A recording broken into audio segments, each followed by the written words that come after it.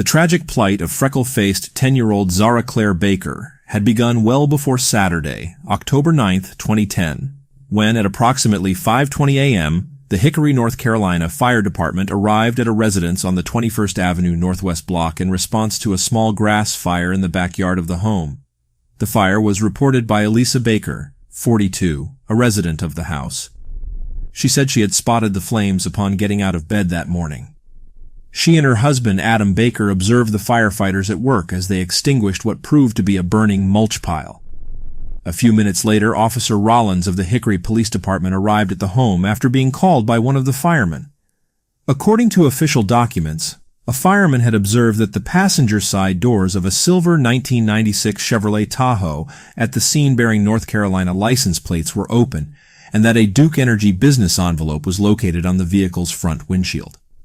When Rollins approached the Tahoe, he could smell gasoline fumes coming from inside it, and saw that the Duke Energy envelope had handwriting on it. When he examined it, he saw that the handwriting said, "Mr. Coffey, you like being in control. Now who is in control? We have your daughter, and your pot-smoking redhead son is next unless you do what is asked. 1 million unmarked. We'll be in touch soon." Also written at the top and bottom of the note was, "No cops." Rollins noted that a burgundy Toyota Camry was also parked on the property. It, too, bore North Carolina plates. Mark Coffey, Rollins subsequently learned, owned the house at which the Bakers resided, and the Bakers rented it from him.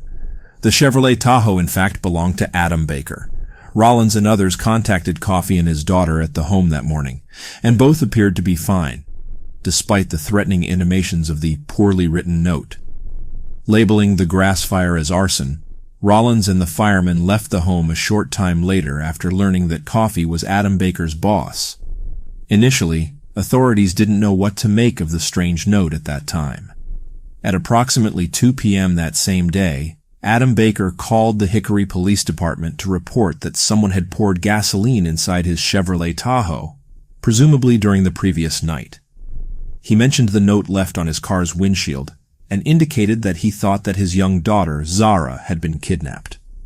An officer was sent to the house and, with the Bakers' consent and assistance, searched the residence for the missing girl. However, he did not find Zahra. By the next day, news of the missing girl had circulated through the community and made its way to the FBI. For reasons that were not made public at first, Elisa Baker, Zahra's stepmother, was taken into custody by police at 10:45 a.m. on charges that included writing bad checks and failure to return property. Police were careful to note that the charges against Baker were unrelated to the case of her missing stepdaughter. As a result of the kidnapping report, Maria Claxton, who worked with the South Carolina Search and Rescue Dog Association, was requested by the FBI and the local police to report to the Baker residence with a dog trained to locate people or bodies. Upon her arrival at approximately 12:45 p.m., Claxton walked a search and rescue dog in and around the Baker home and the vehicles located on the property. Roughly 15 minutes later, the dog gave a positive alert for the presence of human remains in or on both vehicles, the silver-in-color Chevrolet Tahoe and burgundy-in-color Toyota Camry, according to a search warrant document. Both vehicles were taken to a secure location at the Hickory Police Department, where investigators from the North Carolina State Bureau of Investigation, SBI, as well as agents with the FBI began processing it in their search for clues that police hoped might shed some light on what had happened to Zahra. An Amber Alert was also promptly issued. Meanwhile, local police officers spent much of the afternoon going door-to-door throughout Zahra's neighborhood, showing the girl's photograph to neighbors and asking if anyone had seen her. They also asked for permission to search outbuildings such as sheds and wooded areas of adjacent properties. By the end of the day, however, they came up empty-handed. It didn't seem that Zahra was anywhere to be found. According to Elisa Baker's account to police, she, her husband, and Zahra had gone to the Oktoberfest in Hickory on Friday evening, October 8, 2010, between 7 p.m. and 9 p.m., and had then returned home. Elisa said Zahra had gone to bed soon after they arrived at their house. Around 2:30 a.m., she said, she had gotten out of bed and had gone to check on Zahra and then returned to bed. She had woken up again at about 5:20 a.m., seen the small fire outside, and reported it to authorities. Elisa Baker told police that Zahra must have been taken by someone when the fire broke out. She said she believed the fire had been a ruse used to get her and her husband out of the house. In a disturbing twist to the case, Adam Baker, interviewed separately, told police that he had not seen Zahra since Wednesday, October 6, 2010. Had Elisa deliberately lied to the police about the time frame in which Zahra was last seen? Or had he or she simply been somehow mistaken? The cops were determined to find out. By the next day, Sunday, October 10, 2010, police begin gathering and viewing surveillance tapes from businesses near the Baker's residence in an effort to identify any events, suspicious or mundane, that might shed light on the child's disappearance. Cute, freckle-faced Zahra Baker was born in 2000 in Wagga Wagga, Australia, in the state of New South Wales, about halfway between Sydney and Melbourne. By 2004, she was living in Giru, Australia, a small sugar-producing town of 400 people in Queensland, in the northeast part of the country on the Coral Sea coast. Her father had taken a job at a mill there, and his mother, Karen Baker, helped look after Zahra for him. While living in Giru, Zahra came down with bone cancer in 2006, when she was only 6. When the cancer worsened, doctors decided to amputate her left leg above the knee. The brave little girl told an older woman who was herself fighting cancer that losing her leg was not to be worried about.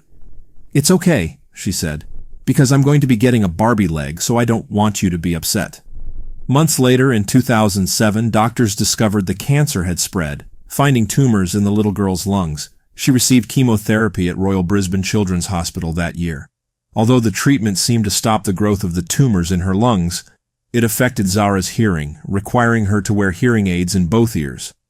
She was always hopping around on her crutches flat out through the ward and was always full of life, energy, and was always happy, considering the illness she had been fighting, acquaintance Wendy Weeks said, according to the Winston-Salem Journal. "My husband and I used to marvel at the obvious love her dad and grandma had for her, and how they had both put their lives on hold to help her with her treatments." Week met Zahra at the hospital while her own daughter was being treated for an illness there. She said that the girls played together and did their school homework together. "They don't make them much tougher than little Zahra Baker," reporter Jessica Johnston wrote in an article about Zahra in the Townsville Bulletin. The 8-year-old Giru girl has overcome more challenges than most people would in a lifetime, but nothing could wipe the smile off the bubbly youngster's face. Estranged from Zahra's mother since the girl was 8 months old, Adam Baker took Zahra and left Australia in 2008 to move to North Carolina after meeting Elisa Fairchild online, where she described herself as a 40-something Gothic fairy. The online image she chose for herself depicted her as having red angel wings. She also purportedly told stories about being a police officer who had been shot in the line of duty, and about having been a bounty hunter. It is believed that the stories were untrue. Elisa Fairchild purportedly told friends that Adam Baker was her soulmate, and that she wanted to spend her life with him. "Who says long-distance relationships don't work?" she wrote on her MySpace page, which depicted skulls and crossbones and played the song "Living Dead Girl" by Rob Zombie. The couple married soon after Adam and Zahra's arrival in America, but when all was said and done, Elisa proved to be not a Gothic fairy, but a fairy tale wicked stepmother. Before Zahra left for America, the local community, a school, and charities raised money to buy Zahra a wheelchair, as well as a laptop computer, so that she could complete her school assignments from home. She also had a memorable experience with the Australian military before she left as part of a camp outing. The soldiers gave her a helmet to wear, and allowed her to sit on an armored vehicle for photos with them. In one of the photos, Zahra was seen giving 2 thumbs up, according to the Winston-Salem Journal. When she was with the soldiers, her grandmother, Karen Baker, said that her eyes couldn't have been any bigger. "She loves the whole army business," her grandmother said. "She handles everything with a smile. She has been on a Camp Quality, a charity for child cancer patients, a couple of years ago, but she hadn't been well enough to go again until this year. When she did the obstacle course involving ropes, other children asked her how she could do the ropes with only one leg. Zahra responded, "Because I want to." "She was the life of any camp we went on," one of Camp Quality's managers said. "The kids loved her. Other kids were inspired by her enthusiasm and her fight to live against all odds."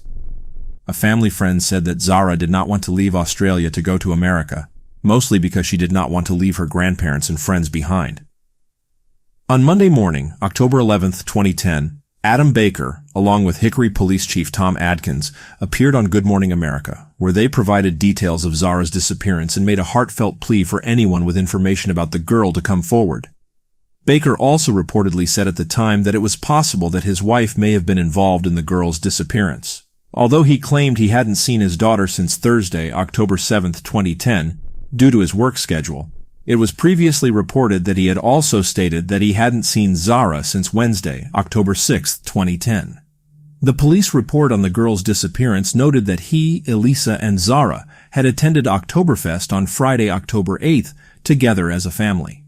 As a result, many people, including police, were left wondering when Adam Baker had really last seen his daughter and why there were such blatant discrepancies about it.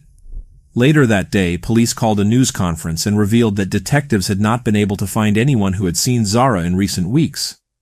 "We can't confirm anyone has seen Zahra within the past month," Chief Adkins said. "Without this information, we cannot positively select the area to search for her, and cannot confirm with any confidence how long Zahra has been missing." Police also announced that search warrants had been issued for the two vehicles belonging to Adam and Elisa Baker, which had been impounded from their home. Several swabs of what appeared to be blood were collected from the Tahoe and sent to the crime laboratory. Assorted drug paraphernalia were also seized. At one point that day, police went to Morganton in neighboring Burke County and searched the property of a tree service company where Adam Baker was employed as a laborer, according to police. A search team with police dogs spent several hours at the site after the dogs picked up suspicious odors in log and mulch piles there, as well as a wood chipper, according to the Hickory Daily Record and Fox News. The company was about 19 miles from Baker's home. The next day, Tuesday, October 12, 2010, in a move that came somewhat abruptly, the Amber Alert for Zahra was canceled by the Hickory Police Department when Chief Adkins announced that Elisa Baker had admitted to writing the ransom note found on the Tahoe's windshield. Investigators believe the note was an effort to mislead police in their search for Zahra. Elisa was also charged with obstruction of justice and a dozen other charges, including writing bad checks, larceny, communicating threats, and driving with a revoked license. Soon after making the arrest announcement, Adkins began referring to the case as a homicide investigation, although a body had not been found. According to Adkins, the shift to a homicide investigation was a result of Elisa Baker's admission to having written the ransom note. Police spent much of that Tuesday using backhoes and other equipment to search in a 50-foot-wide mulch pile at the tree service company.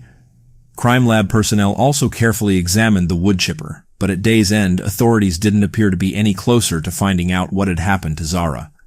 According to family members and former neighbors, there was reason for concern about Zahra's home life. Some said Zahra, who was believed to have been homeschooled, had been abused, and others portrayed Elisa Baker as a woman with a quick temper who was fast to dole out physical punishment.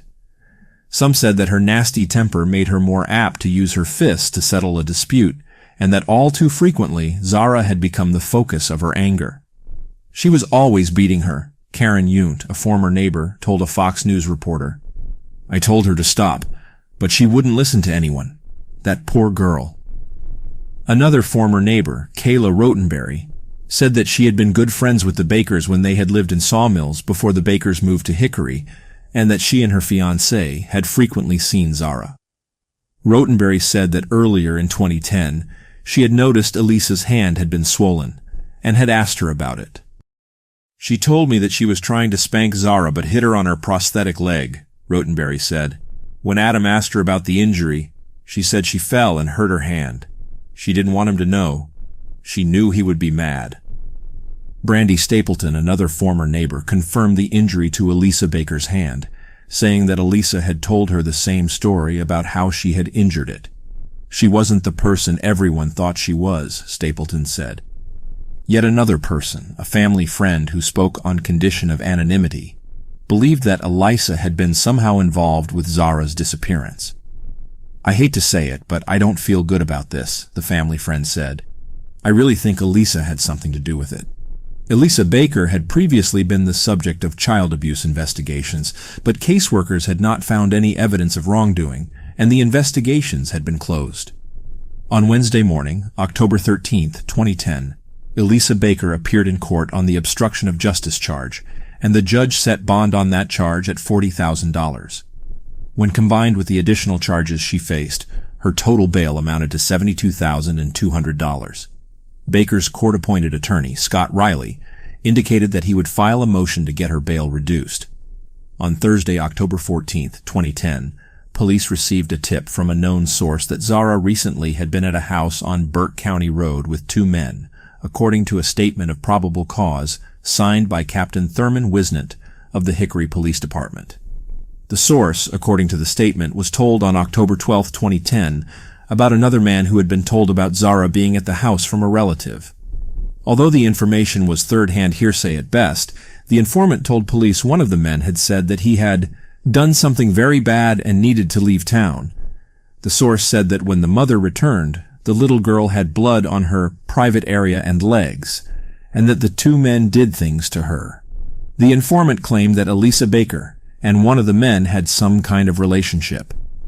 The informant said that he had asked the man who related the information to him if they had killed the little girl, and the man said that they may have hit her in the head.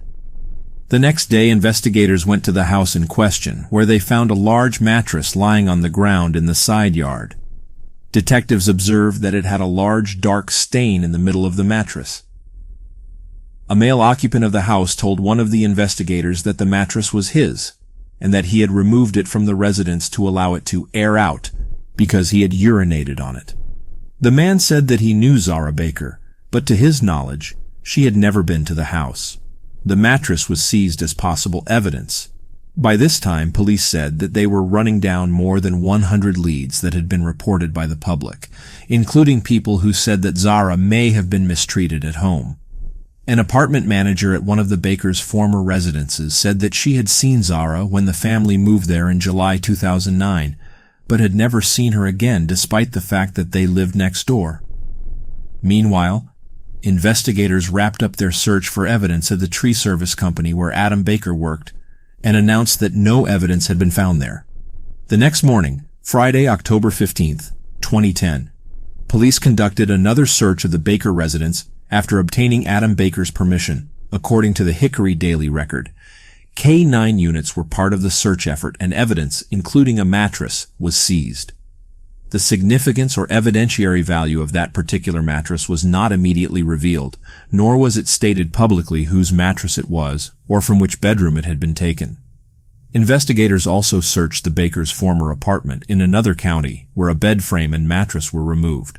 Managers of the complex told police they believed Zahra had been kept in the attic there and said there appeared to be signs of a struggle inside a closet, according to WBTV News. As concerned neighbors and well-wishers continued to fill the Bakers' lawn with flowers, notes, and stuffed animals, Adam Baker thanked the police and the public for their efforts to find Zahra.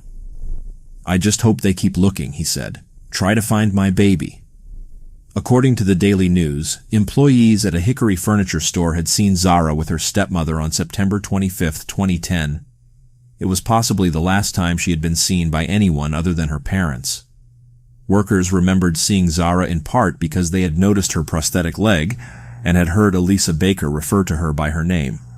One of the store's managers said that Zahra had watched cartoons on television while there. "As I walked past, I touched her on the shoulder," floor manager Pat Adams said. "She just looked up at me and smiled." Meanwhile, a photo of Zahra that had been taken by a family friend on a cell phone on August 9, 2010, the last day the family friend ever saw Zahra, surfaced. It depicted a visible bruise beneath her right eye, according to ABC News. Elisa Baker at first had not wanted the friend to take the photo, but the friend had insisted because Zahra had appeared down, and the friend had thought the photo might help cheer her up. The friend said she hadn't thought much about the bruise at the time, because Zahra's stepmother had been always complaining that Zahra was clumsy. A former neighbor said that Zahra had frequently had bruises, but that her stepmother always had an explanation for them. "It's always she fell down, or she rolled out of bed, or she didn't have her leg on right and couldn't walk right and fell," the former neighbor said. "It's always Zahra's fault for her injuries." According to Brittany Bentley, a relative of the missing girl, Zahra was beat almost every time I was over there for just the smallest things. Bentley said the beatings were carried out by Elisa Baker. Elisa would get mad. She would take it out on Zahra, Things the kid didn't deserve, Bentley said on CBS's The Early Show. She just had a horrible home life. According to Bentley, Zahra had been kept locked in her bedroom most of the day and was only let out for about 5 minutes to eat. She said that nearly everyone close to the family believed Zahra's disappearance had been inevitable, that it was something we knew was going to happen. Former neighbors, including Renee Bobbitt, described Elisa Baker as a cold and harsh parent to the little girl. Just the way she yelled and screamed at her, and I did see her hit the child a couple of times, Bobbitt said. She said Zahra had been sent to school once with black eyes, prior to school officials being notified that Zahra would be homeschooled. I should have called and said something then. I wish I had 1,000,000 times because no child deserves anything like this. It's really got the whole neighborhood upset because we all love the child. I think the images you see, the smile, a handicapped girl that age, is just emotionally upsetting, District Attorney Jay Gaither said. Law enforcement doesn't show it, but I think that they are affected by it. Gaither said the investigation was a very emotional time for the law enforcement community. At one point, it was reported by ABC News that Elisa Baker's MySpace page featured a slideshow that included several photos of Zahra. The caption for one of Zahra's photos read, "The Dark Child, LOL." Later that same month, investigators turned their attention in their search for a piece of evidence to a Caldwell County landfill located about 20 miles from Zahra's home. Hickory Police Chief Tom Adkins would not say what investigators were looking for, but acknowledged they had been searching many of the services used by the Baker family, including trash disposal. We hope that if we find this evidence that it will provide a good, solid timeline that will assist us in working this case, Adkins said, according to ABC News. Police decided to search the landfill after conducting a number of interviews. They also made the decision to search the landfill after determining the model and serial numbers for Zahra's prosthetic leg from her medical records. But when the search was completed, they had not found Zahra's leg, nor any other evidence related to the case. During this time, police released the 911 calls from Adam Baker related to his daughter's disappearance. During the call, he claimed to have last seen his daughter at 2:30 a.m. on Saturday, October 9th, 2010. Yet only days later, he said on Good Morning America that he had not seen Zahra since Thursday due to his work schedule. The police were out here last night after finding a ransom note from my boss's daughter, Baker said to a dispatcher in the 911 call. I got up a little while ago and it appears they took my daughter instead of my boss's daughter. I don't know if they set a fire in the yard to distract us to go out and then they snuck in the door, or I don't know. My daughter's coming into puberty, so she's in that brooding stage, so we only see her when she comes out when she wants something. Meanwhile, additional investigation into Elisa Baker's background found that she had been married at least 7 times, according to the Associated Press. Detectives learned of one period in her life in which she was married to 3 men at the same time. The bigamous marriages seemed to start in the 1990s, and police found that she had been still married to another man when she had wed Adam Baker. Bigamy was added to the growing list of charges she faced. By now having doubts they would ever find Zahra alive, police on October 24, 2010, drove Elisa Baker to a location near her former home in Hudson, North Carolina, to search for the missing girl. Police would not say at that time what prompted them to take action. Later, however, police said she had led them to the location and had allegedly told investigators that they could find Zahra's blood, bones, and bodily fluids in the drain pipes of the residence. Elisa Baker's cell phone records may have also played a part in determining the areas police would search. The sudden perceived cooperation by her spurred speculation that some kind of plea deal with the district attorney's office may have been reached, though such speculation was swiftly downplayed by the authorities. The process was repeated the next day when investigators took her to another location off Dudley Shoals Road and Christie Road, also near where the family once resided, according to WBTV News. On October 27, 2010, police found Zahra's prosthetic leg at the Dudley Shoals Road location. The discovery prompted an intensive search of the area, including along the banks and water of a nearby creek, for additional evidence. They eventually found a bone in that area in early November, and sent it to the crime lab for DNA testing. A week later, on November 10th, less than a week before Zahra's 11th birthday, searchers found additional possible human remains along the banks of Little River, the same general area where the bone had been found. Later, a logger working across the road from where Zahra's prosthetic leg had been located discovered a briefcase in the woods. It contained a blanket stained with a dark substance, possibly blood. Investigators said the briefcase and its contents were sent to the crime lab in Raleigh, North Carolina, and emphasized that they would not know if it was related to the case until the items had been forensically examined. According to the Charlotte Observer and MSNBC, a number of the police search warrants indicated that investigators now believed that Zahra had been dismembered. Although the various warrants did not indicate how the young girl had died, police now believed her remains had been concealed in a bed comforter and car cover and discarded in a trash receptacle behind a grocery store. Meanwhile, in early November 2010, Emily Dietrich, Zahra's biological mother, gave her first media interview since Zahra's disappearance and told a reporter for Australia's Channel 7 News that she had not seen Zahra since relinquishing custody of Zahra to Adam Baker while Zahra was still an infant. She said she granted custody to the girl's father because she suffered from postpartum depression. She told Australian reporter Robert Ovadia that Adam Baker had disappeared with the child shortly after she had granted him custody, and that she had tried time and again to find him and Zahra. The problem was, she claimed, that he had disappeared each time she found him. He had no right to do any of it, to keep her from me, she said in the Channel 7 News interview, which has since made its way onto YouTube.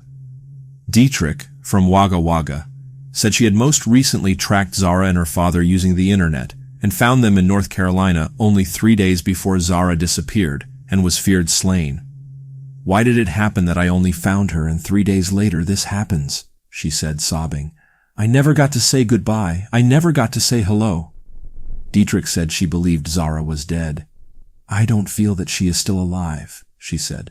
"Mothers just have this bond with their children, and just having no hope in me makes it hurt even more with what they're finding and the way they're saying she was treated. The only hope I have in me now is that she is gone so that she's not being hurt anymore." She said she feared that the police in North Carolina would find additional evidence in Zahra's disappearance, evidence that would tell a story I don't want to hear. Dietrich's interview occurred around the same time that Hickory investigators revealed that they had found the bone that could be Zahra's. A week later, Dietrich traveled to the U.S., along with an Australian news crew, and visited the memorial outside the home where Zahra had lived with her father and stepmother. She wept almost incessantly as she viewed the stuffed animals, photos, notes, and letters placed at the shrine by those mourning Zahra.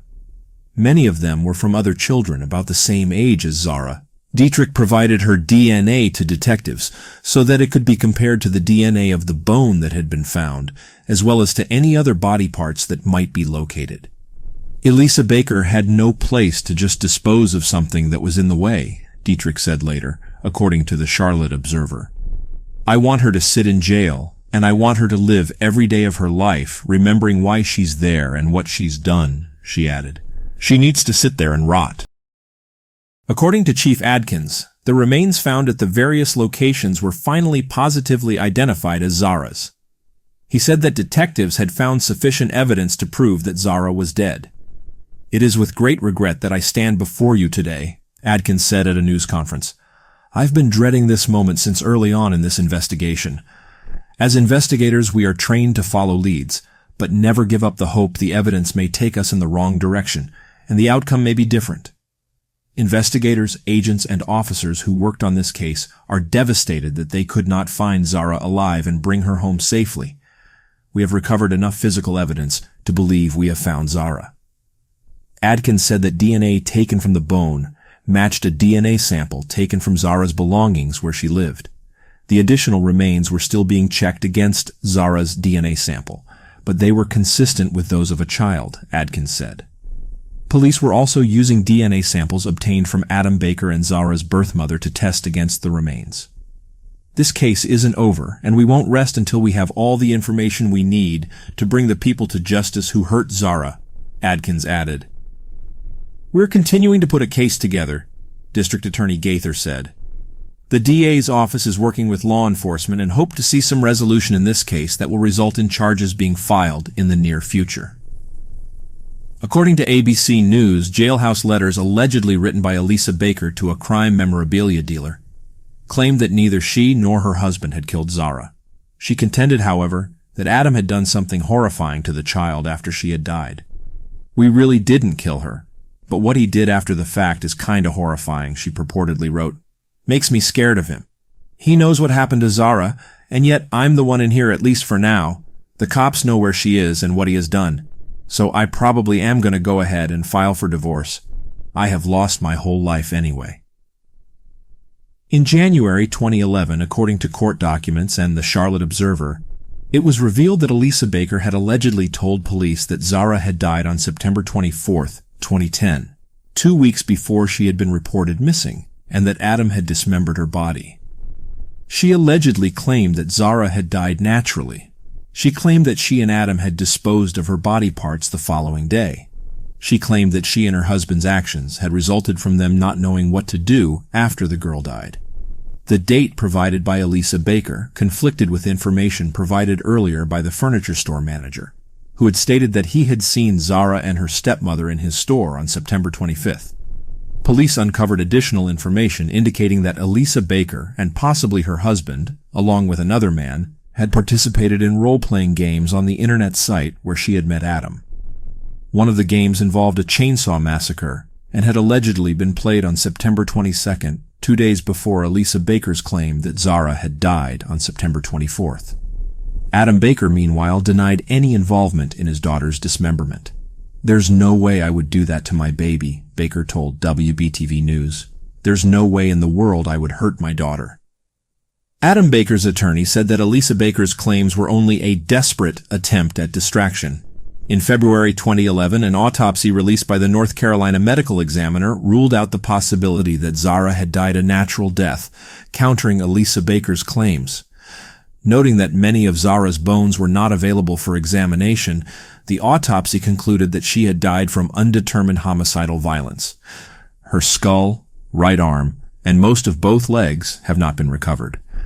On Monday, February 21, 2011, a grand jury returned a second-degree murder indictment against Elisa Baker, stating that she had a history and pattern of physical, verbal, and psychological abuse of the victim.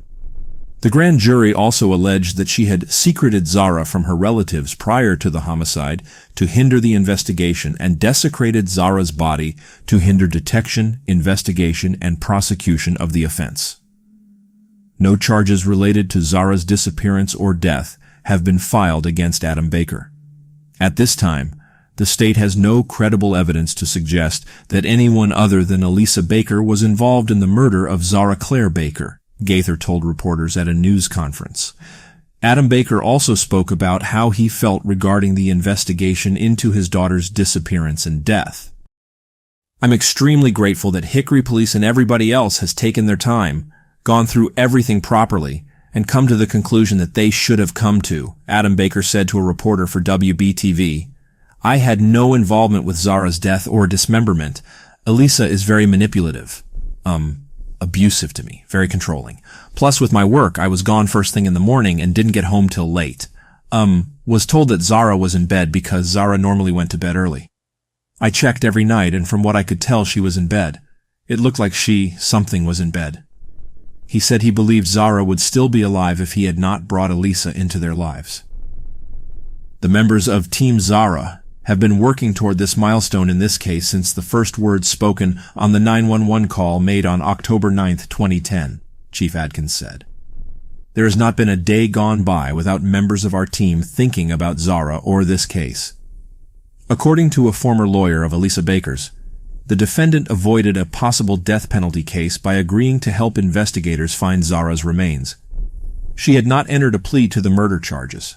Under heavy guard, she did plead not guilty in May 2011 to 2 counts of identity theft and 2 counts of obtaining property by false pretenses, both of which are felonies.